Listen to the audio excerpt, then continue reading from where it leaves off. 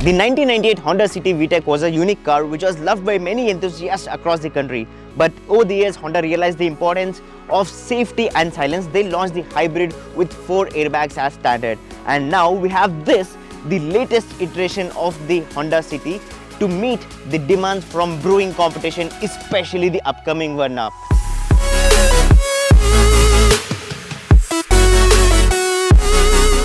So talking about the front design of the car, a good chunk of it has been tweaked now, starting off with the front bumper here, which is pretty sporty, and especially in this lovely blue shade, which is a new color here apart from the existing 5 colors in this car. You have a grille as well, and this is the silver badge because only the hybrid you get the blue Honda badge. And even the chrome part has actually gone on a diet in this particular facelift avatar. Thankfully, it's not absurdly evident as the 4th gen Honda City. वहाँ पे तो ऐसा लगता था कि मतलब गाड़ी में chrome grill नहीं है, chrome grill के अंदर गाड़ी है, इसको cut कर देना. And apart from that, of course, you have the LED headlamps and the fog lamps which are retained from the earlier pre-facelift avatar of this car. Both the 15-inch and 16-inch alloys now get more stylish, and the smart car just got smarter. What I personally love is Honda has decided that ठीक है मतलब driver भी important है और co-driver भी important है. That's why you get passive keyless entry here as well, which is a nice move. Of course, you have the shark fin antenna. The reason why cars have shark fin antenna apart from the aesthetic appeal is because they are very durable and they can perform flawlessly in worst of the worst, harshest of the weather conditions. So let's take a look at the rear of this City. So this particular boot lip spoiler has got a slight tweak. It's very minute. And of course, you have a much sportier and much better looking rear bumper here. And of course, we have a couple of parking sensors, and we had a presentation slide, a dedicated slide where Honda was emphasizing on the improved camera clarity. That is very important because you have seen cars like Hi-Cross where you're spending 37-38 lakh rupees and you're getting a very average or rather below average camera clarity. I think this is something that a lot of manufacturers should focus on. On papers, the boot says 506 liters, but practically you can easily store 3 big bags here and still be left with some extra space if you decide to stuff in whatever you get in your hands. So unlike the fluidic designs of the Koreans, Honda generally prefers plain and simplistic straight designs, and the same language has been carried over in the interiors of this Honda City facelift. Nothing much has changed significantly apart from the fact that Honda has now used a kind of different fabric here for the inserts, which also means that this is not exactly hard touch, but it is slightly hard touch, but there is some kind of luxuriousness and premiumness provided here. There's a small wooden part that is carried over which looks very nice, and this complements the light beige color here. And of course, we have some physical buttons here which are going to be very helpful when you're driving this car. You don't have to actually deconcentrate just to change the climate controls. And there is one thing, not sure if it's going to be a boon or a bane. So instead of having cup holders and a wireless charging pad, Honda decided that let's do one thing. Let's either let people drink coffee or charge their phone, and that's the reason you have a wireless charging pad which is kind of detachable using this socket here. I'm not sure of this Honda exactly. Given a chance, I would prefer that I would have both of them separately. You see that there are cup holders here, there is this wireless charging pad here. This looks slightly aftermarketish, and I won't be wrong if a lot of people also think the same way. There are type A chargers, USB chargers here. There's no type C. I think we could have had at least one type C charger to have diversity of charging options inside the car, because it's very important with all the iPhones and latest equipment. There is some space here to store small things. This is the CVT transmission that is there in this particular car. Of course, we're going to give the feedback when we drive it. So there is this manual handbrake, no auto handbrake, no problem at all.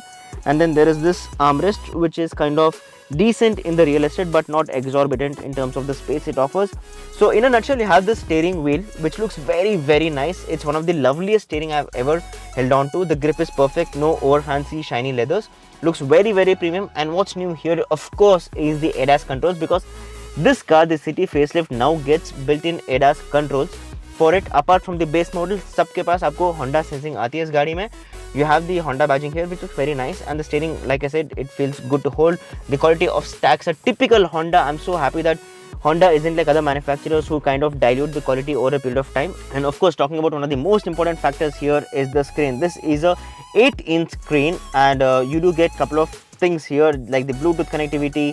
You have the menu options to connect your phone, the contacts, and all. But however, I feel the responsiveness isn't that great, and it's not that 2023ish.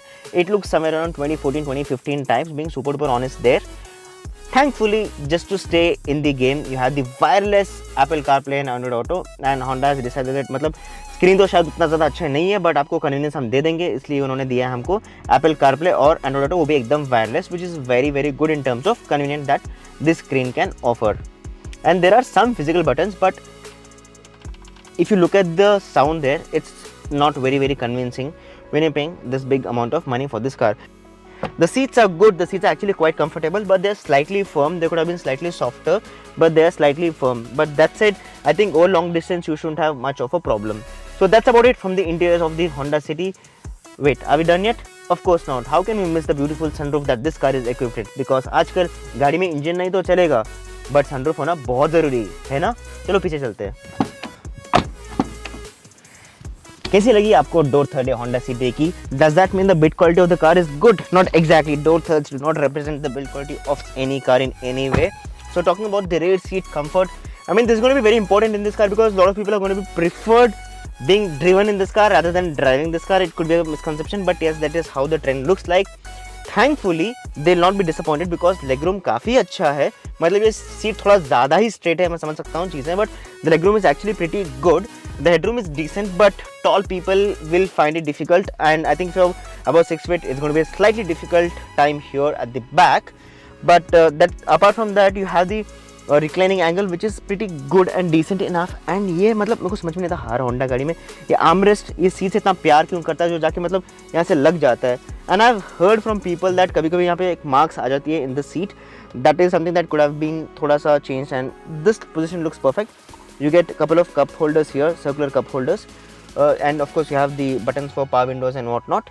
Overall, it's a very very pleasant cabin, and of course, last but not the least, you have the rear AC controls here. You can adjust the blower of this particular AC here with the power outlets. देखते हैं power outlets में है क्या. You have the 12 volt charging socket here and another 12 volt charging socket here. Basically मतलब I think one of the small concerns here is you have two USB chargers there, you have two 12 volt sockets here, which means that if you have some devices which are not compatible with them, it's going to be slightly difficult. And then you have the magazine pockets here for the front seats, so you don't get hydraulic struts in the city. This is the same 1.5 liter engine producing 119 bhp and 145 newton meters of torque, but that's the numbers on paper. How does the car drive? Let's find out. So this is the manual transmission of the Honda City. You get a 6-speed gearbox. The shifts are actually quite good. The throws are short and they're decently slick. It's not very very slick as such, but they're decently slick. And the acceleration of this particular car is actually pretty good compared to the CVT. We had a drag race and this car won by a decent significant margin.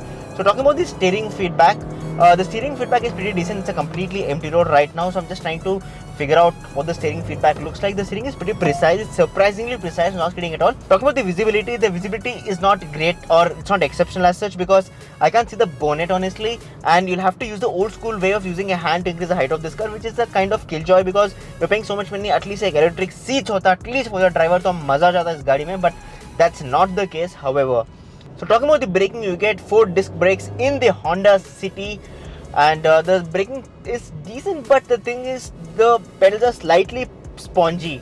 You know, that is the only concern that I have in the otherwise good drivability of this car.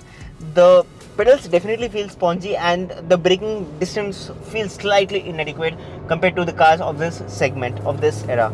So talking about the NVH levels, it's just that the road noise that is coming inside the cabin. Now the engine is pretty silent. It's fairly silent. You won't have any problem as such. In a nutshell, it's the typical iVTEC characteristics that is there in this particular Honda City as well.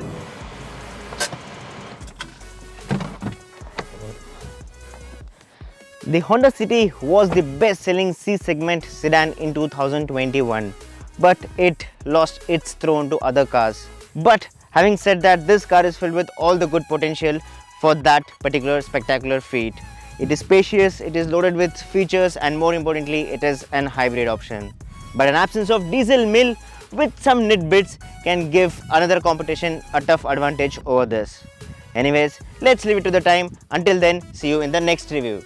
If you guys like the video, don't forget to subscribe to our channel and follow us on Instagram. Take care, drive safe, and see you some other day in another review.